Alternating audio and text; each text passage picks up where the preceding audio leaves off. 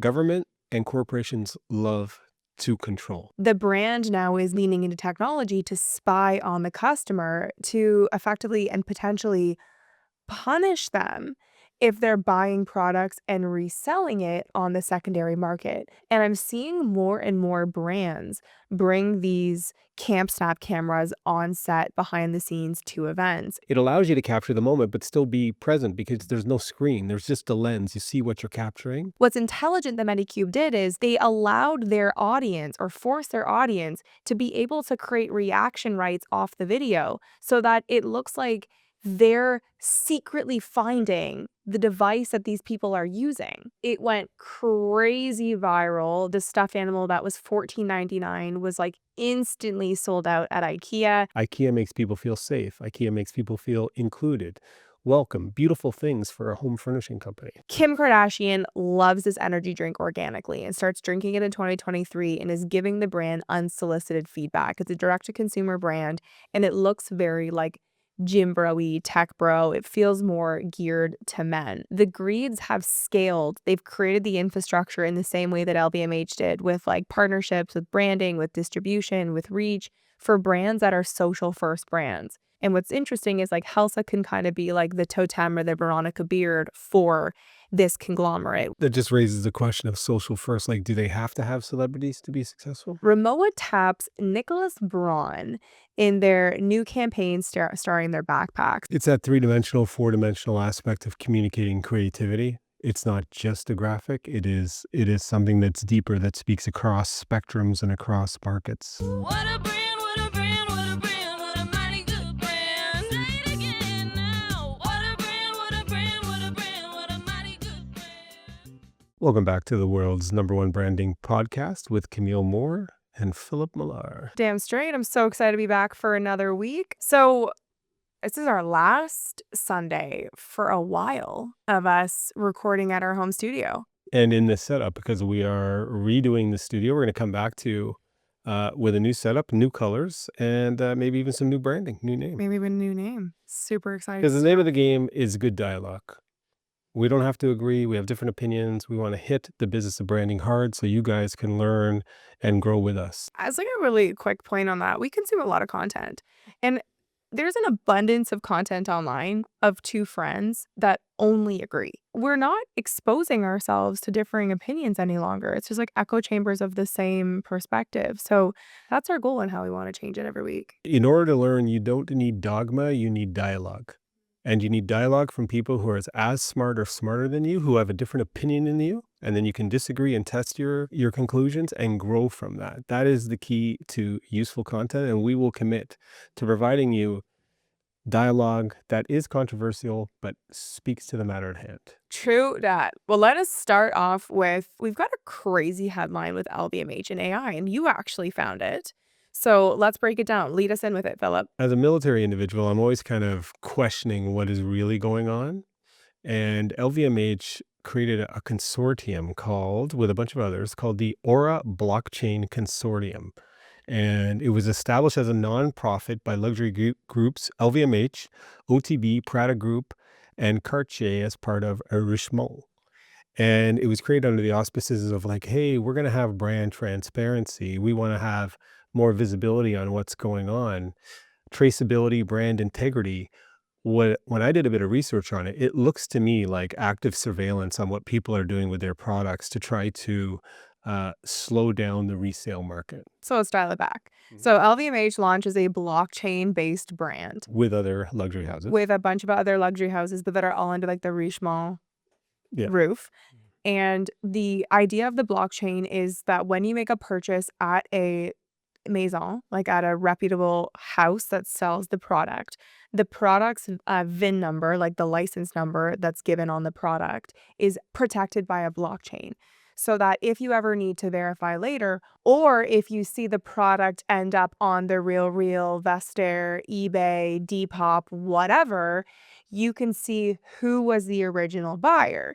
And the undercurrent of this is the brand now is leaning into technology to spy on the customer to effectively and potentially punish them if they're buying products and reselling it on the secondary market, which is fascinating because it's coming at a time where more and more people are buying designer goods, but not from the designer houses, buying it secondhand, pre-loved, or vintage pieces off of these secondary sites. Yeah, and what I often tell people when I'm doing consulting is, especially when you're dealing with big corporations or big government, what they name something, a department of efficiency, it's usually the opposite of what they're telling you it is from a strategy perspective. So when they say this is, hey, brand integrity to kind of protect the consumer, from my perspective, it's really kind of a psyop or a counter surveillance op, where it says we're going to see who is misusing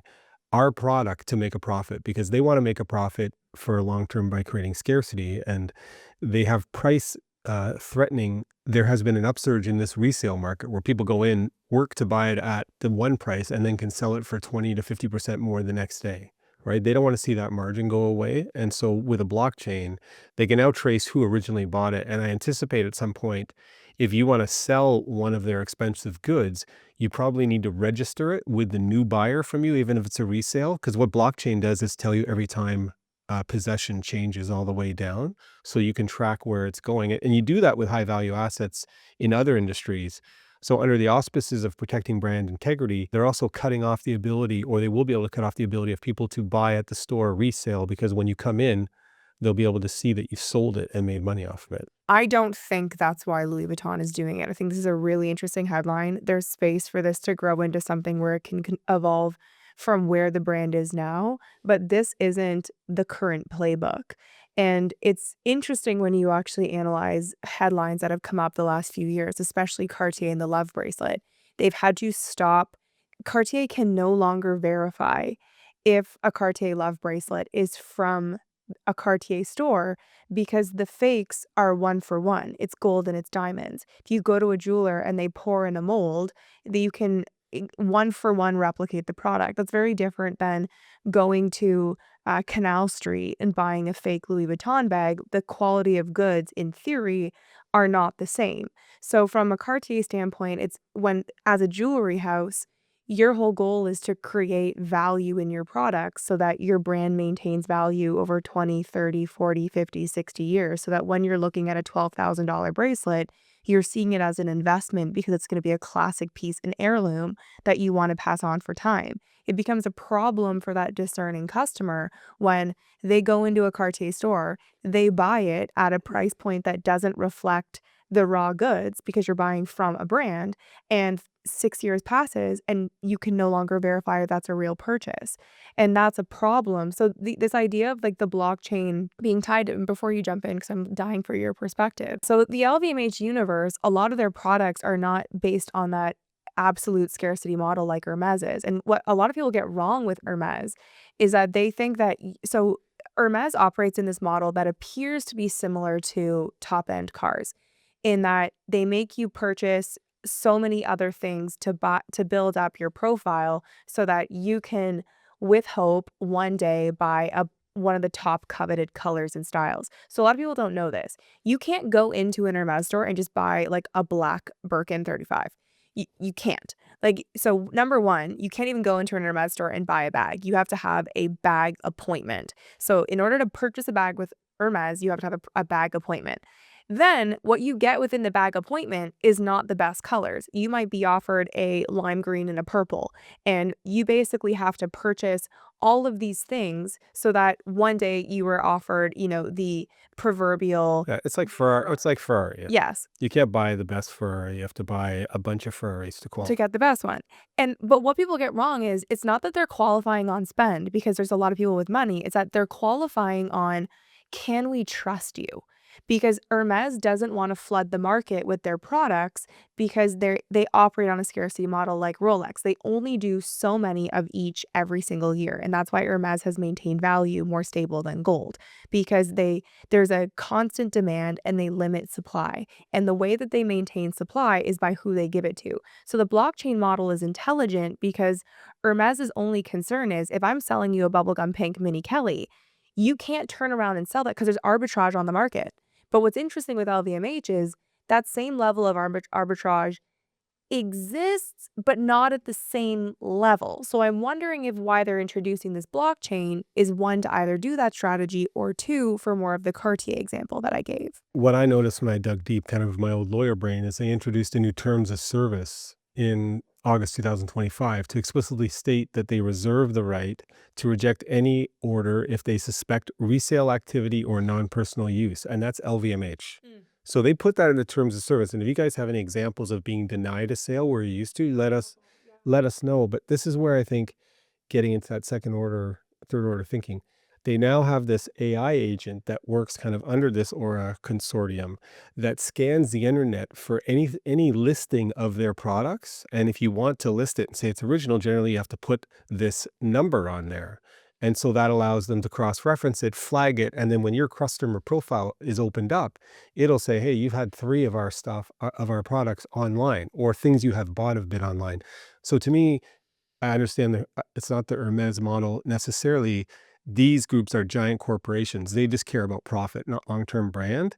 But if they have a release, they want people to keep it because they want the people who want their products, the LVMH or the Yeah. Kardashian, to buy it from the retailer. And if they don't have the same pure scarcity model, but if more people want to buy it from the retailer, they can increase their margin. So what they're trying to do is, I believe, surreptitiously try to curtail the resale market to force people to buy new stuff at that location. But I agree with you, it's not exactly the Hermes model, but it is a degree of surveillance that is going on now in the luxury market. I don't hate it. And I think it's relevant to play a little bit of devil's advocate, because on one hand, you see a surge in products gain popularity from social media.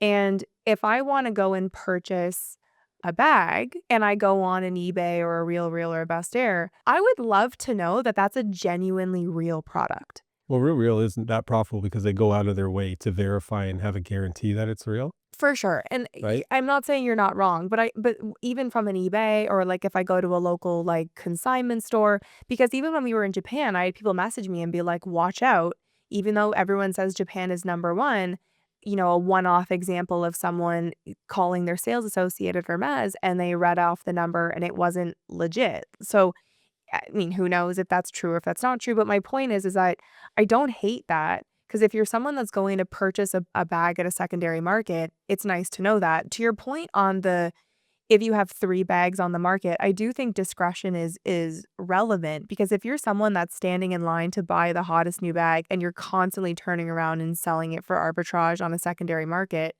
it's relevant for a brand house to want to know what kind of customer you are, because they're in the business of establishing long-term value. We've worked with enough luxury brands to know this. Doesn't this link back to that lady we were talking to who got banned from buying the road bags? Oh yeah, Nila Mahuja. Right? Doesn't it show like they're trying to exercise a little bit more control of how their products are used and showcased? That's kind of where I was going with it, is like, if you're someone who is an influencer, you have a lot of money, and you are a fashion influencer in air quotes, and you go and buy the hottest new bag, you take your 7 photos with it, and then you go and sell it for arbitrage for a whatever profit. Like this is happening. And the brands, the only thing that they care about is for them to charge 7, 8, 10, 12, whatever $1,000 for a bag. They have to maintain a relationship within the zeitgeist to maintain that value. So it makes sense for technology to get into this asset class. Just mark my words. Government and corporations love to control. Yeah. So what I see with this blockchain is that if I buy something that is a high value luxury item, in order for me to stay on the good list of that You're gonna say corporation, good loser. the good list of that corporation, Yeah. every time I transfer it, I have to enter it into the blockchain. And so somebody else knows who gets it. And then that way you can kind of, it's like a house, like in some jurisdictions, they're putting a blockchain on title and on house title. So every time it sells, it goes through a blockchain. So you can't fraudulently change title. And so every time it transfers, you can see that change of ownership. And they're kind of, on one hand, it's good because it elevates it to something so valuable, we need to do it. But if you don't, if you interrupt the blockchain, you can be blacklisted. I see them moving down that road. I've got a little bit of gossip Yeah. to add it on this section. So one of our clients is pretty famous online for their collection of vintage Chanel. She told me a really interesting story, even though Chanel is not LVMH. So they started posting all this content, and a lot of their content anchored around how big their collection is of vintage pieces. which is also another reason to reinforce with Philip here that you hold on to the things you buy because they have value later. Because Philip's constantly like, be a minimalist, let it go. And I'm like, no, that parajumper jacket might be worth money someday. No, Can't get rid that of it. one will.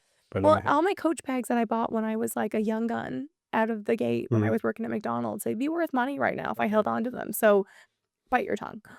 Anyways, the point of what I'm trying to get to here is they post a ton of content about their pieces, but the way that one of the two of them style it is not to Chanel's standards. So they do their own styling, and it's crazy. They have, it's maximalism to the max. Like if maximalism on a sliding scale, it's as max as maximalism gets. And the point is that they've gotten a bunch of attitude and issues from Chanel.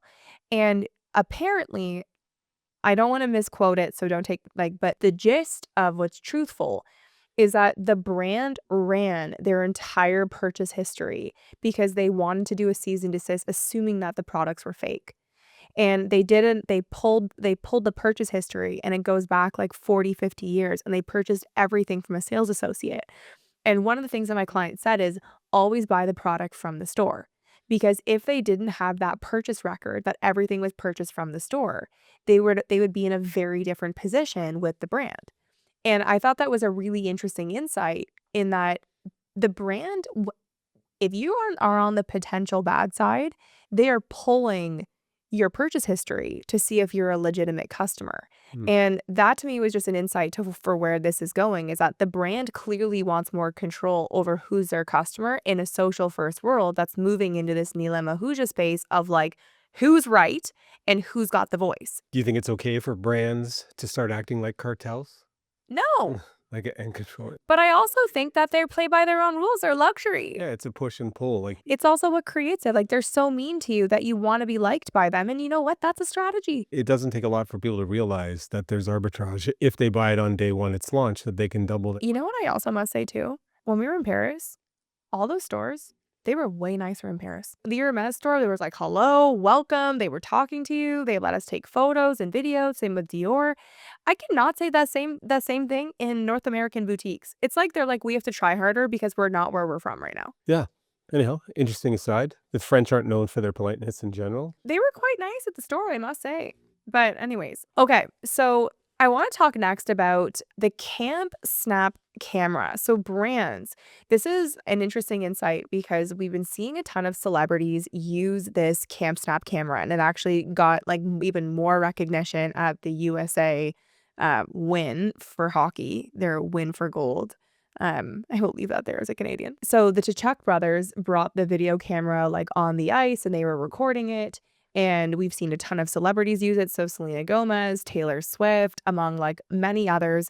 And I'm seeing more and more brands bring these Camp Snap cameras on set behind the scenes to events. And I wanted to talk about the move and why we're seeing these mixed mediums so that brands and founders, you can start deciding whether or not you want to start bringing multiple mediums into your shoots. I just like it because it allows you to capture a moment without being distracted. Because as soon as you pick up your phone when there's a big screen, you're going to see notifications, you're taking pictures, you're doing all of this stuff. And then as soon as you've captured your picture, you go and you do your stuff. But by having essentially the old family camcorder is what it looks like, it allows you, because technology has come so far, it has longer battery, better capability. It allows you to capture the moment, but still be present because there's no screen. There's just the lens. You see what you're capturing. I think it's a wonderful moment. It should be on kids' phones. It should be at most events. Like we need, as humans, we need to connect more. And this is an example of great insight in the founders to kind of take advantage of an opportunity that people are secretly hungering for. Probably about 8 months ago, I was around I forget kind of how it happened, but the gist of what's relevant is these founders were telling me that their daughters don't bring their phones anymore to parties because they want to be present, and that they're buying these cameras that have like digital capabilities but are vintage for that exact reason of like they want to be present, they don't want their phones blowing up, but they do want to be able to capture content. And these were like university kids rather, not like high school kids. And when I heard that months ago, I'm like, that's an interesting trend that I think is going to move into it. And that's actually how the Camp Snap camera was created. So Basically, the story goes, a family that's originally from Toronto, they now live in California. They send their kids to camp for a month, and they're not allowed tech. They can't be sent with cell phones, but these kids were trying to give them the, like, wind up, but they just, like, The weren't Kodak catching one, on. It yeah. wasn't working, and they wanted to create this hybrid of, like, easy digital that kids could navigate without it having a screen, so that because a lot of these camps are, like, no screens, like, this is where, like, kids can, like, escape from screen time, and it ended up really taking off, but what I think is also interesting for that trend is the way that, like, Instagram is almost becoming more relevant is, like, having these mixed mediums. Like, I'm traveling with a digital camera, I'm traveling with my iPhone. I even now have, like, I got a Fujifilm one, so we got, like, a more vintage one when we're traveling, and to me, I feel like the iPhone was so novel for you to have like, a really wicked camera with you at all the time. But to really show vibe, to create taste, is to have these different mediums. And I'm seeing it with so many brands we work with. Like, they're going to shoot, they have the behind the scenes iPhone content. They are bringing the CS8 video camcorder. They're bringing like a 4K from like 2001 to 2008 kind of video camcorder.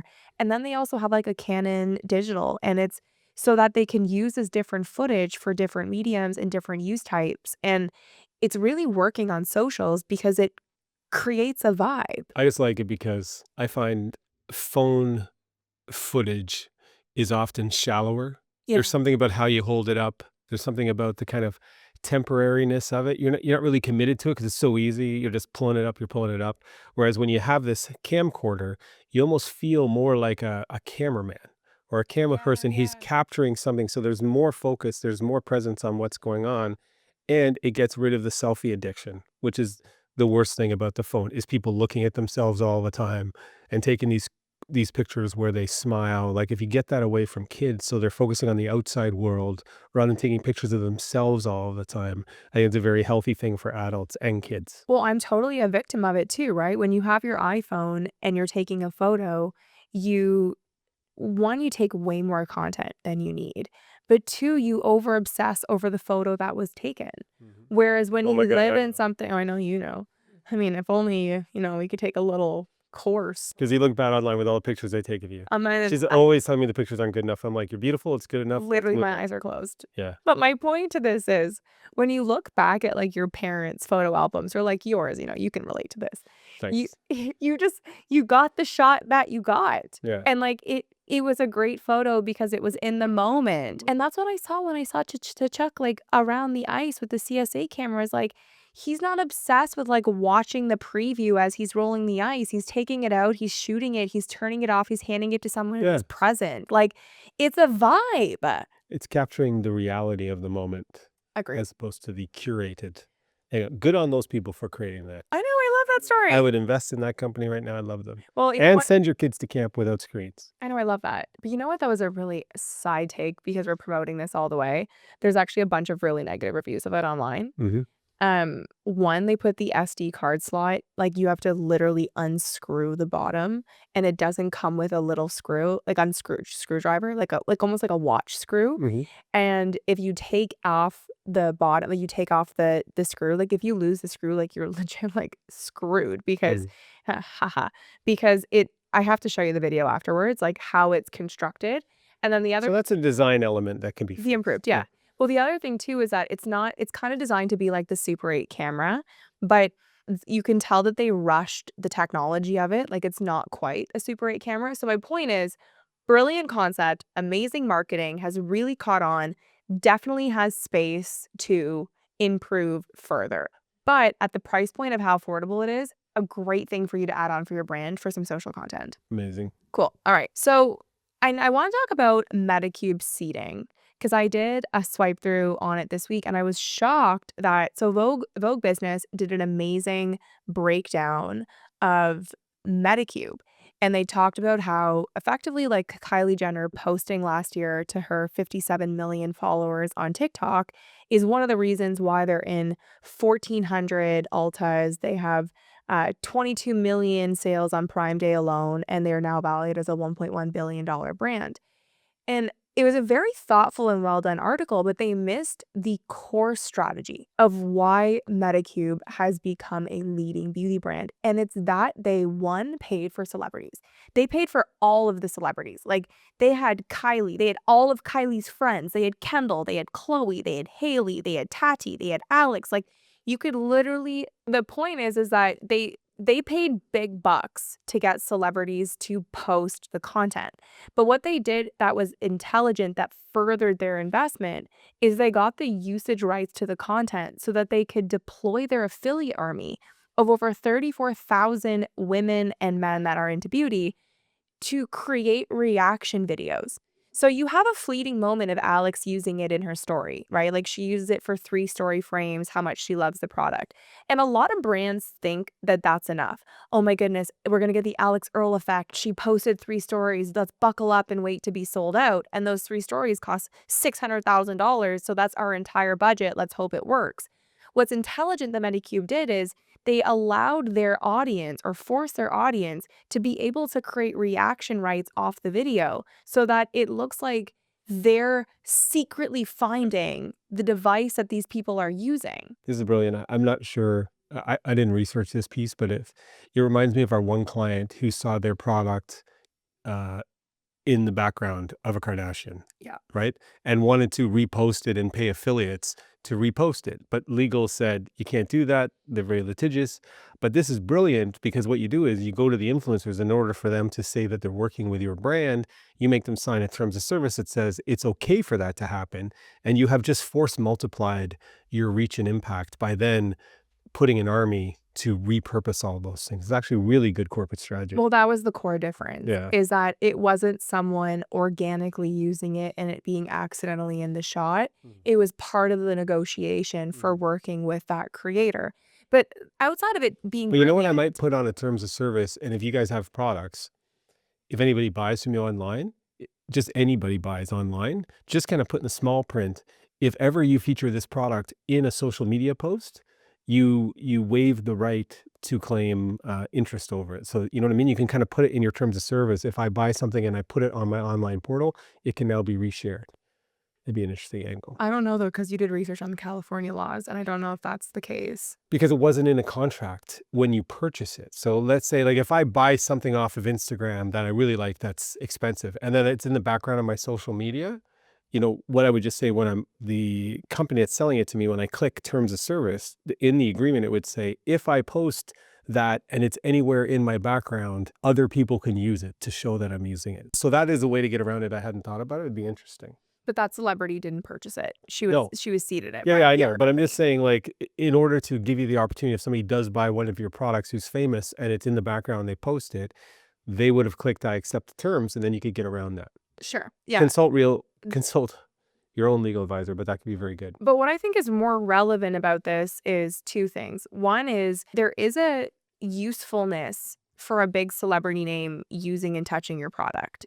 But that's not enough. It's such a significant, but it's a piece to a larger, more holistic strategy. And that's what brands are missing, is really 2 things. One, this is where the role of UGC, user-generated content, real trust and credibility comes into play. Because when you have a big name that's using it, it's not the big name that's using it. Really, what gave me the tipping point to Medicube was seeing all of these women create these videos showing the real tools that Hailey Bieber are using, and explaining what the tool is. So it looked like I was learning her beauty hacks. And that level of content, like, the celebrity anchored in the piece of content. But what was more valuable to me was someone who's effectively a nobody by my eye, like just on my explore page, showing the tool that Chloe is using, that Haley is using, and how powerful that is for me as a consumer to see that secondary order of thinking. And that's the level of strategy that you need to be successful in the digital sphere, because we don't trust celebrity alone, but celebrity has a role. And the second piece to it is, don't be cheap. And this is what a lot of brands miss, is that they want to spend the money for the Alex Earl and they hope that that's their Hail Mary for success. They're not thinking about holistically of, like, what are the 3 to 4 levels of ordered thinking we need to do to double down on that investment you're making with someone that's very expensive and potentially powerful. And that's what brands miss, is that brands want to do these celebrity partnerships, but they don't really want to do what comes with it. So the partnership with Alex Earl is not 600,000. It's really 850,000, because you have to pay the affiliate payouts. You have to have a team that can construct doing the reaction videos. You have to have the strategy in place to be able to deploy it. Like, you have to factor in that amplification method in order to make it work. Does that make sense? This type of what I call it asymmetric warfare, where asymmetric warfare is where you use decidedly less resources to get incredibly more output. Yeah. Right? So you can kind of have symmetrical market strategy, symmetrical warfare, where you put your resources against their resources, and the stronger one wins. Asymmetric operations is going into a community, influencing decision makers, and they undermine the whole mission. And that's really what's going on in a lot of ways with influencers. But you have to think at your level of operations. How do I get exponential output for the least resources possible? And for that, you need creative, strategic thinkers. Oh, you're right. I mean, it's all strategy, but I actually want to pick at those people that have money, because what I struggle with in our day to day for when we get hired by these brands that have resources. Because you're right, when you're small. No, but if you have money, you still need to wage war intelligently, right? Okay, but Like, I have sat in meetings where I am paid to be there, a lot of money, and they want Alex Earl to post, and they have arbitrarily decided that they can afford her posting cost, but are not prepared to build a larger strategy around it, because they only want the clear KPI of this person has this many followers. If we pay this amount of money, the likelihood of selling this many products is high. Like, people are not thinking the way that we're thinking naturally, of like, build like, you have to build a larger strategy. Digital is no longer like, hey, Kim Kardashian's gonna post it, you're just gonna sell 1,000,000 units. and for our listeners, just so you are, I'm in some of those meetings, but I'm tucked away in the corner, in a disguise. The If you're a CEO or a founder, and your CMO or your executive team is telling you with certainty this will work, generally look up the Dunning-Kruger effect, because the people who talk with certainty generally don't know as much as they know. And then all of a sudden we come in and we introduce a new way of thinking, something different that creates uncertainty. And all that they do is double down on what they think is correct, right? And then try to push out the consultant who's bringing something new in there. So that's why it's important.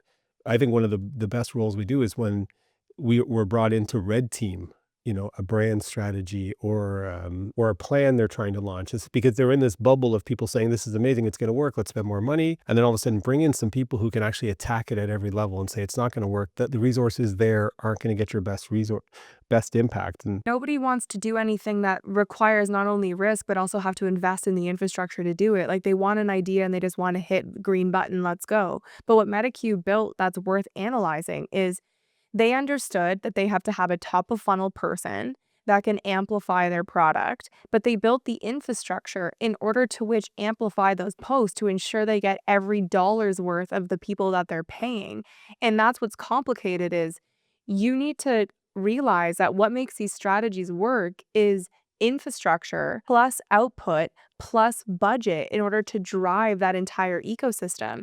And for a lot of the brands, and that's where I even want to pick on a bit of the smaller ones, you got to punch above your weight. Like, if you don't have the dollars to spend, then you have to be doing something that amplifies your voice. Like, you have to be doing something that pushes the limits, that has to be new and has to be different. That the problem now with the Medicube strategy is, unless you have a significant budget to do it right, it's not going to work, because it's been done. And it's now being done by a lot of brands that have budget, but they were able to roll on, they didn't have to start with the money that they have now, because they were the first to market to do it. yeah, it's true. I just don't think you're going to get asymmetric strategy from MBA grads who are taught, the kind of standard way of doing things. And a lot of these brands need to bring in different types of thinking, creative thinking, strategic thinking, to really get the most money for their dollar. Aligned. So the next thing I want to talk about is IKEA and the art of missing a hot moment. So I'm sure you guys saw it this week. There was a crazy headline of the most heartwarming story of Punch the monkey, who lives in a Japanese zoo, who was abandoned by his mother and brought into the zoo, and they gave him a IKEA orangutan to be a replacement for the bond he's missing with his mother because he's being exiled by the other monkeys or not accepted. And it went crazy viral. The stuffed animal that was $14.99 was like instantly sold out at IKEA. And basically all they did was post a graphic that the stuffed animal is for sale, and the headline was, "Sometimes family is who we find along the way. Dungjul Korg punches comfort orangutan for $19.99." What I think people can take from this monkey IKEA situation is that humans are craving real experience, not manufactured outrage. And online, there is so much manufactured outrage that's polarizing everybody. And then all of a sudden, every once in a while now, you look on your feed and you see something that just speaks to you as a human. And it doesn't matter what the politics are. You just see a baby monkey being left alone, and everybody's heart, regardless of what you think of politically, reaches out to it, and then it finds comfort in whatever is there. And that's a beautiful moment for any brand to jump onto, Right is that away. our brand gave this sympathetic being comfort, right? And they didn't really jump onto it. I would have led with an ad saying, it doesn't matter what your politics are, whatever this monkey's name, right? You can just jump on it. We all need to feel included, or we all need to feel loved, or, like something like that would have really kind of amplified the visceral emotional feeling that clip caught. The thing that's odd to me is, so one, they didn't respond to really anything timely, and then the post that goes out is effectively an ad for a product. And it's got two fake, like it has two stuffed toys. So it kind of took away the authentic realism of an animal being isolated or exiled from its group and then finding something in their product. Like there's so many deep meanings there that could speak to the humans in a world where everybody is kind of distracted and outraged and upset, that could bring people together and say, hey, look, IKEA makes people feel safe. IKEA makes people feel included. Welcome. Beautiful things for a home furnishing company. The takeaway that I want to talk about in this segment is that we've seen several brands and our clients this year have these asymmetric opportunities, the randomness, the kind of a positive force majeure that allows their brand to be able to jump on it that they weren't expecting for, and they don't. And there's an opportunity cost that you can't measure by not moving fast in a digital age. I actually had the brand that reached out to me that Mr. Beast bought the Birkin from for the Super Bowl, and they hadn't posted about it until last week. And she sent me a message being like, we're actually the boutique. And I'm like, where is it on your social? She's like, oh, our team's getting it ready. It should be out on Friday. I'm like, the Super Bowl was 3 weeks ago. Like, you've completely missed that opportunity because you're not posting about it and talking about it. And now all of the Mr. Beast fans don't care because he's off giving a Lamborghini now. Like, it's so powerful, and you have to jump on it quickly and not be focused on being perfect. There's a couple things to break apart there. First of all, when you say our team is trying to get it together, what I would tell that person, fire half of your team today. Because if your team can't get it out in a timely manner, it means that they're too big. They have too many permission levels that they have to go through, too many boxes to check. You need elite, quick operating people on your team who can maximize these opportunities that come once every 2 years, once every 5 years. And if your team can't get it ready in time and it's gone, you should fire them. And what happens with too many corporations is they create these giant teams, because the way of corporations and bureaucracies is to always expand, get more people underneath them, more levels of authorization. Everybody's scared of making a mistake. Adopt the philosophy of asking for forgiveness, not permission, when it comes to disproportional benefit to your company, because the news cycle is small. If you go too far, it'll forget about it in the most time. But if you have a disproportional upside, lean into it. Make sure people work 24/7 to get it done on time, because it can change your business. Well, even with the talk of the Mr. Beast bag, it was a small consignment store in like North Carolina.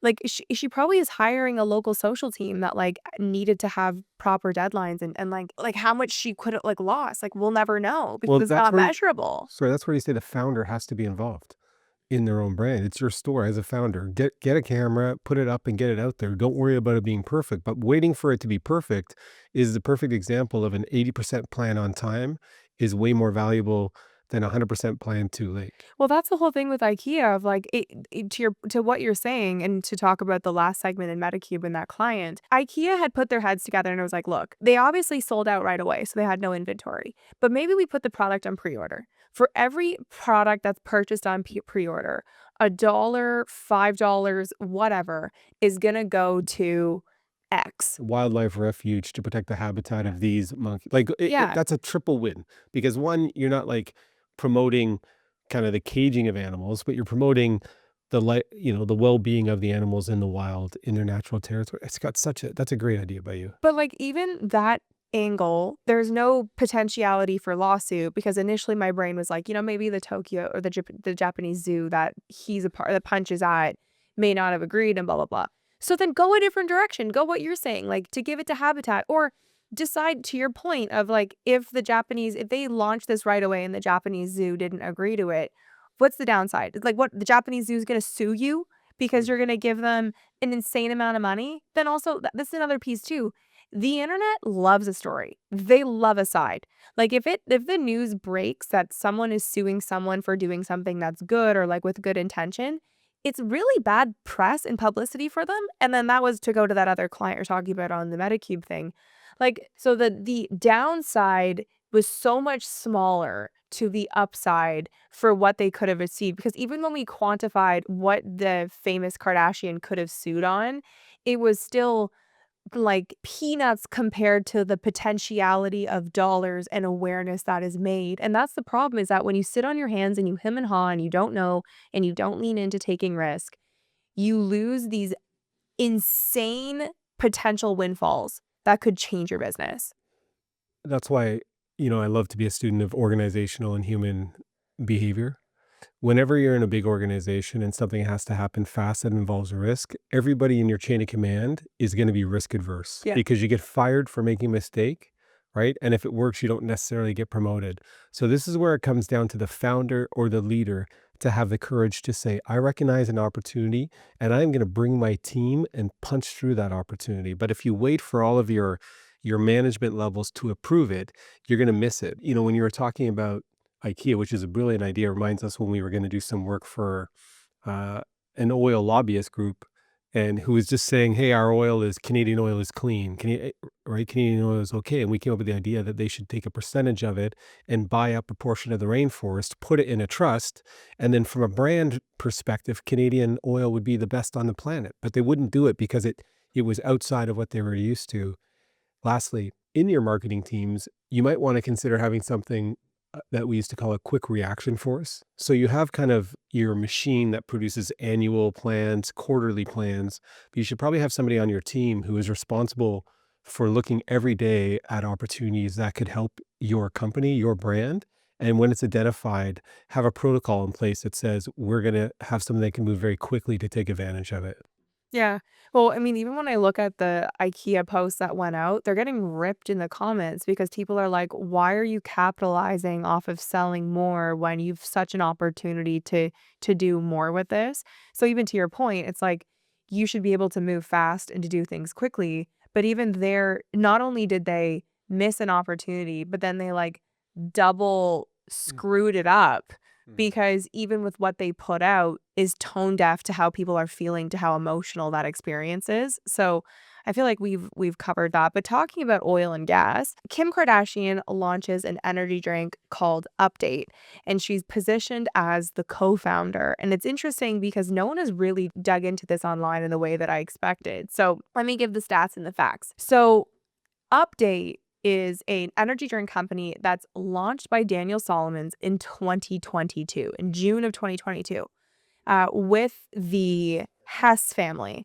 So he launches it in collaboration with the Hess family, which is a huge American oil and gas family. And Update is basically it's positioned as like a new energy drink because it's got paraxathine and it's a derivative of caffeine. So the idea is like it's energy without the trade-offs. So you don't get that kind of jittery, the crash that you get with the caffeine forward energy drinks. Apparently, Kim Kardashian loves this energy drink organically and starts drinking it in 2023 and is giving the brand unsolicited feedback. It's a direct-to-consumer brand and it looks very like gym bro-y, tech bro. It feels more geared to men. And I guess she gives enough unsolicited feedback. She joins the team in 2025 and she basically comes in to like re-engineer the brand. She gives it a new facelift. She comes in to like direct the creative and to kind of relaunch the brand. And what's fascinating about this is that basically on March 4th, they're going into 4,000 Walmarts. So this product will have a direct-to-consumer angle. You can order it off the website, but it's really being positioned as like a Gen Pop alternative to energy drinks. And what I think is fascinating about this is one, what a smart move for Kim to realize, like to find these products that she loves, but to be able to leverage her platform to get equity and to repackage it because she's become a branding expert. Right? Like it's what we do all the time. We try things and we're like, man, this could be way better if it had better packaging. And like how smart it is to lean into that with her distribution channel and with her contacts. She's an outstanding business person, and she's not ruining her brand credibility because she genuinely liked the product, right? But that goes back to an old clip that used to be on TV when I was younger about hair loss surgery. It was like, not only am I the president of the company, but I'm also a client. You know what I mean? Like it's like I love the product so much that my name is on it. I'm not selling my name on something. That'd be actually the only criticisms I felt her launch didn't tie to that office, like that authenticity pillar or like that trust pillar of like, this was the brand. This is how genius I am. Like that was the other thing that's missing is like, let's show what she's doing, why she's coming in, what that looks like. I expected more of kind of like a vlog or a storyline to it. It almost felt like nothing to talk about because it was missing that angle and element. Like if you're using someone like Kim Kardashian and the power of her platform, lean into storytelling so that your customer base trusts you more. What do you think about its direct to consumer, but its main distribution channel is Walmart? How do you think that relates to Kim's brand? I actually think it's brilliant because when you look at Walmart-based brands, how well they do in sales volume, like Sofia Vergara had a jeans line in Walmart. It did something like $65 million, sold out instantly. J-Lo's perfume in Walmart, like crazy multiples, like I don't know for certain, but like 60 to 80 million in sales. Like it's crazy. But for a drink, to me it doesn't hurt or touch the Skims price point because I'm actually kind of annoyed by these like designer drink price points. Like I don't like going for a can and then being like $8, $11. I want to be able to go somewhere like order on Instacart a 12-pack or 24-pack so they're stocked in my fridge. And I also, when I was analyzing more this week, the other breakout swipe that we did on really the Gredes creating this new LVMH conglomerate for social first premium fashion. Skims is an affordable premium brand. It's not cheap, but it's for that average person to feel special, to have something that really feels to them like their treat, but it's priced within a realm of no matter how much you make, you can afford it with a paycheck. So I think she's anchoring properly within the universe in which her customer base exists within, especially for how aggressively Skims is rolling out retail. Yeah, I just wondered because she's seen as like ultra rich, ultra luxury, what it's like to put it into Walmart. But you explained it well, and it makes sense to put it into Walmart and make it accessible to the mass audience. You don't have to like, if it's only an Erewhon, you're limited at what you can sell. But also too, I think it's really relevant for it to be a drink, right? Like when you think about like Poppy or Georgie or like all of these drink brands, they're more premium based on their price point, but they should be accessible because they're a canned drink. Like I order my Poppies for the fridges in the house at Costco. Like I don't need to have more complicated ways to get canned drinks. And I think that's really relevant for consumerism, especially in food, is that a lot of these premium brands that are getting into like these health and wellness products and like biohacking, I don't want to order from your website. I want to be able to like order momentous creatine from Loblaws or from like a US based grocer. Like I find it annoying that I have to go to all these places. Like the shipping cost to ship heavy cans, is high. Whereas, when you have a big distribution channel where they're coming in on pallets, you can buy a case from Walmart and having it delivered through Instacart or something is cheaper than the shipping cost to do direct to consumer. Well, we've done quite a bit of branding actually in funny enough, beverages. And what's fascinating is it's very hard to market because the point of decision is in person, usually at a gas station or a grocery store. And especially for energy drinks and gas stations, there's a very small percentage of people, usually smokers, that are really going into gas stations. Like, think about the last time you really went into a Yeah. gas station. If I was advising a gas station today, I would give 1 cent cheaper gasoline or whatever the proper number is if you pay in store. Remember in the past, it was like they wanted you to pay at outside so they save labor costs. But all of their high margin products are in the store. The energy drinks, the chocolate bars and all of that. But people don't go in the store anymore. When you went in to pay for gas, you get gum, you get this, you get that. Now people aren't.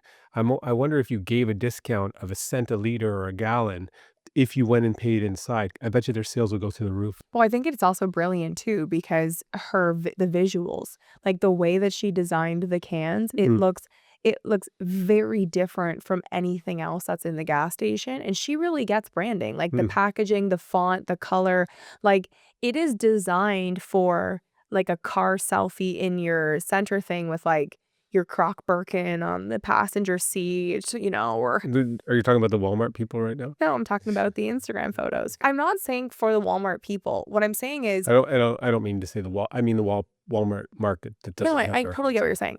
My point is, though, is the thing that's interesting about Walmart, I've told this stat before, I'm going to tell it again because it's a crazy stat. Did you know that 90% of Americans live within a 10-kilometer radius of a Walmart? Yeah, it's not accidental. It's how Sam built out his distribution channel. So Walmart is literally the in-person everything store. Mhm. Like it's not for low socioeconomic class. Like Walmart is just where everybody goes to buy and to shop. That's why it makes it so relevant to me that they're putting it in. And it's also where the money is. Do you know Mr. Beast's Feastables does $250 million in revenue a year with a $20 million profit?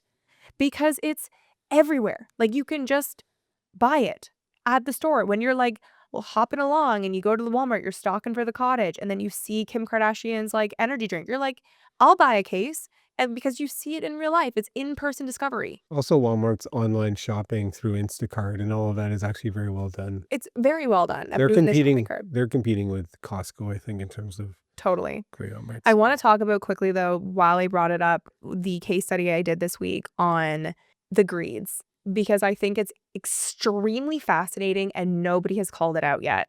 So if you guys don't know, Jens and Emma Grede, famous married couple who is behind Kai and Skims and Good American and Frame and a bunch of other brands, Elder Statesman, they have a company called Popular Culture.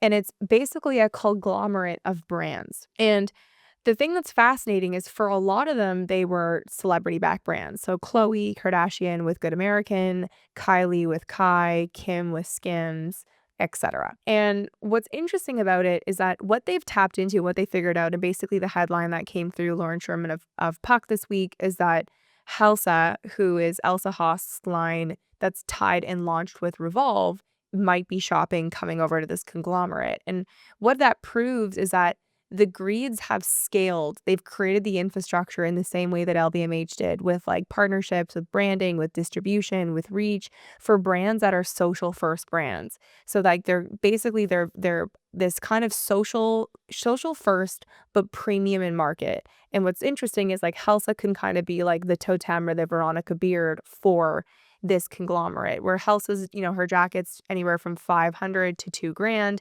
not cheap, but not expensive, again, in relation to average monthly salary, right? And it's kind of a fascinating model of where fashion is becoming basically these conglomerates. It just raises the question of social first. Like, do they have to have celebrities to be successful?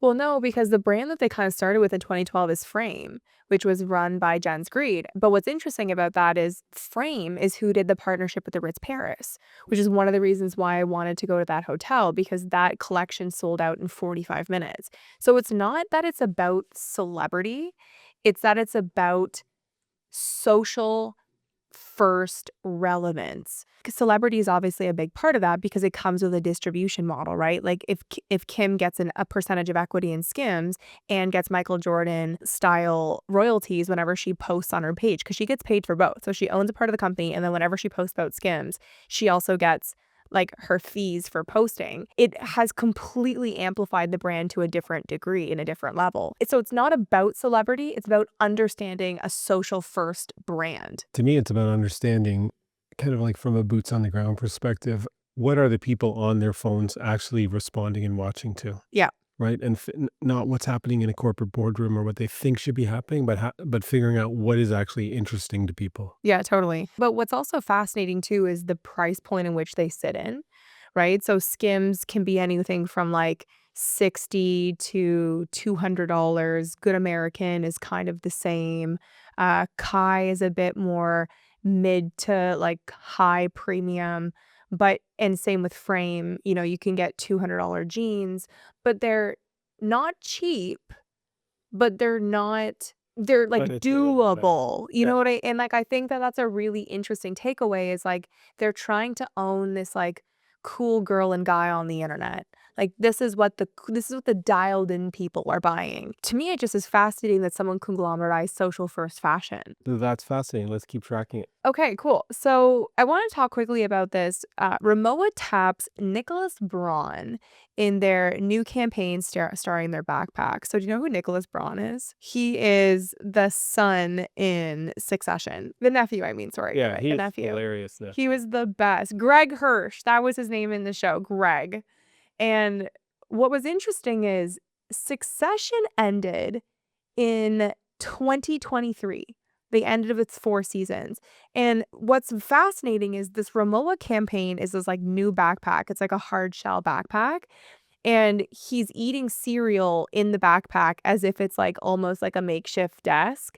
And what's so smart about it is it completely speaks to kind of how he was treated in the show. Like very hiding in the cool. corner, Yeah. like needing to eat his like Well bowl done, of yeah. cereal. But what I thought was relevant about that is how much sell-through opportunity there are for actors now in these shows. Because the show ended in 2023. And in 2026, he's getting an ad campaign speaking to that like niche understanding of like his role in that show from a few years back. Same thing this week, Harvey from Suits. They launched Harvey AI, like a legal AI software, and With his voice, with his it's face. perfect. But it how much of a sell through there is from TV shows, and I feel like the 2 shows that really happened with was White Lotus. Almost every character on the last White Lotus, from GoDaddy and Walter Goggins, John Grease for Jacqueline. We had like all of the women, Amy Lou, she was with Burberry. Like everybody got brand deals.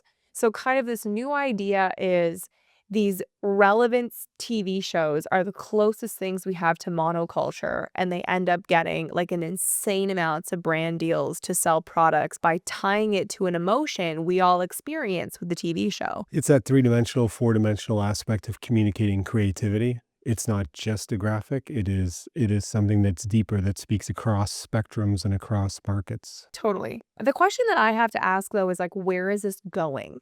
Right? Like, do you think that this is something that's going to work and continue to work? Or is it because it's being done now so rinse and repeat? Like it's becoming the copy paste strategy. Do you think that it's going to become overdone? I don't think great art is ever overdone. I think, you just see kind of a movement into a new way of communicating. Like that Rimowa ad is just, it just really works. Yeah. Right?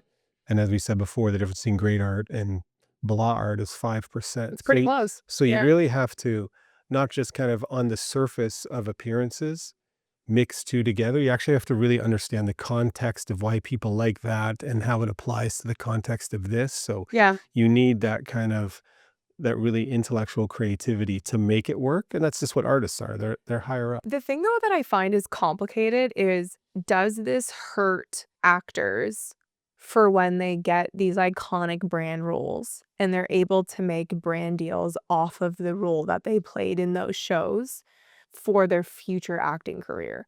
Because if that has been like, if Nicholas Braun hasn't been in that TV show since 2023 and that ad is clearly tapping into that Greg character, does that hurt his acting career? And two, does that change his decision making for taking roles that might be more artistic but not as powerful from a business standpoint because it could hurt his potential for brand deals? Well, it's a personal brand question that we would answer for many clients. But, I think the old days where actors wanted to show that they were versatile and go in a bunch of different areas was the best path to profitability as opposed to getting, pigeonholed into one role. But for brand deals, it could be more profitable.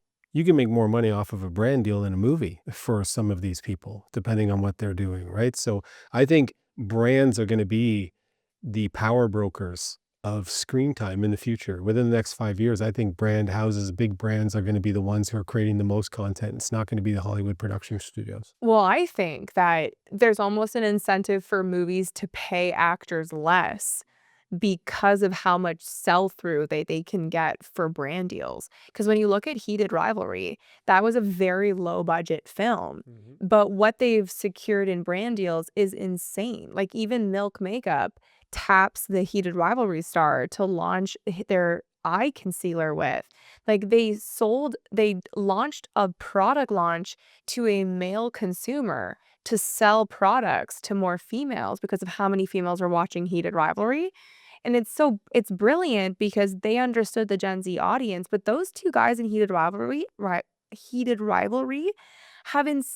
I feel like everybody is giving them brand deals right now.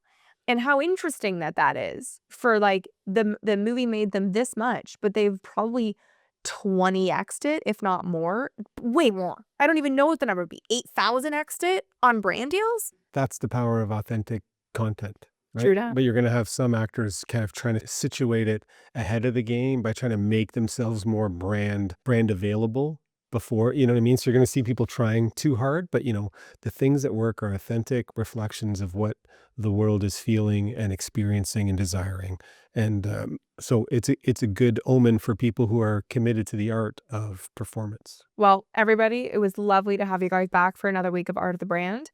We are off next week to New York. If anyone is going to be at Female Founders Day, I'll be speaking at 11 a.m. on Thursday, March 5th, at Female Founders Day in Brooklyn, New York. Teaching at Columbia Business School. Tuesday, we're teaching at Columbia Business School, among a bunch of other. We got an interview with Stanley Newsdorf on Wednesday, which is exciting, of Meadow Lane.